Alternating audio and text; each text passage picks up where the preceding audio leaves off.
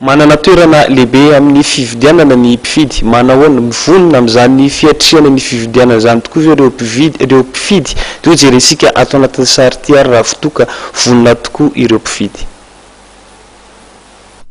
Ny zoma raiky amin'ny 3 jolay ho avy izao no anatanterahana fandatsaham-bato ho an'ny fifidianana be tanàna sy mpanolotsaina. Efatr'andro mialohan'ny fandatsaham-bato naneho fahavononana hifidy ny olona enina nanontaniana. Ny 5 amin'izy ireo mpifidy avy amin'ny komunina samihafa no milaza fa efa mahafantatra ny lisitry ny kandida ho vidiana amin'ny fifidianana be tanàna sy mpanolotsaina. Tena efa fantatro ka. Inona no hoe anton'ilay safidy? Fa ela mihitsy izy zany. Fa vitanina mihitsy izy. Vonona zany miatrika ilay fifidianana fa azo vony kara-pifidianana. Karaha aloha mbola olainy fokotany tena fokotany eny an-trano zany tena maro. Rehefa nitenen'ny lehibe ny fokotany hoe taterika nalainy ny anarana zany dia aterika ny an-tranonareo izy. Manana an'ilay safidy? Amin'izay hoe safidy zay inona no tena hoe fepetrana mipetraka ao, inona no tena hoe takinao andrasanao amin'izay be ny tanàna Vatomanga. Mba fiovanan'ilay mpiara-monina zany fizaram-pirenena ohatra ny fanantanana ny ambanivohitra any zany amin'ilay be ny tanàna zany tiana handroso ilay tanàna zay zany Zany hoe anao zany zao efa manana hoe tiana ianao vidiko maintsy tia manana dia efa vonona be ny kara-pifidianana ny efa hitany anaty lisitra mpifidianana be ny anarana. Mbola tsy misy zany lisitra mpifidianana fa hoe karaha taloha reny ihany zany ny tena mifidy satria zaho taloha taty Antananarivo mipetraka dia mipetraka any ambanivohitra dia kara-pifidianana taty ihany zany ny vidiko any. Fa soratra anarana any? Efa mitondra fifindra-monina mipetraka any ambanivohitra. Dia hifidy zany amin'ny zoma? Hifidy ny zoma. Efa fantatro.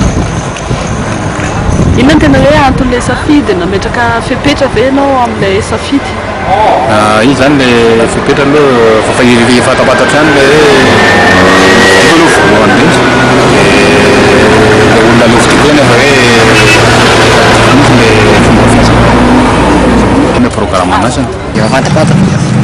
Inona no tena hoe fepetra napetraka amin'izay hoe safidy zay? Le safidy zany hoe aboatra firenena Aboatra ny tanàna? aboatra ny tanàna. Ary efa vonona ny kara-pifidianana, efa hita ao anatin'ny misy fifidianana ny anarana? Vonona efa vonona zany amin'ny zoma? Iray kosa ny olaza fa mbola tsy manana ny lisitry ny kandida mandresy lahatra azy ary hovidiny amin'ny faraiky amin'ny 30 volana jolay ho avy izao io. Tena amin'ilay safidy aloha tsaka koa le zareo le vidiana tsy tamaro hoe tena izy moa zany zao tena hita amin'arivo zany zao ny hitako hoe mbola problème fotsiny. Mbola tsy nanapa-kevitra zany hoe itsy na itsy aloha fa mbola miandry an'ilay propagande faraparany ity zany vao tena eo ianao vao mijery tsara hoe izy. Fa raha fanirianao zao takitakiny ahoana ny tokony hoe fantana tanàna zany, inona no mety hoe fepetrapetraka ao?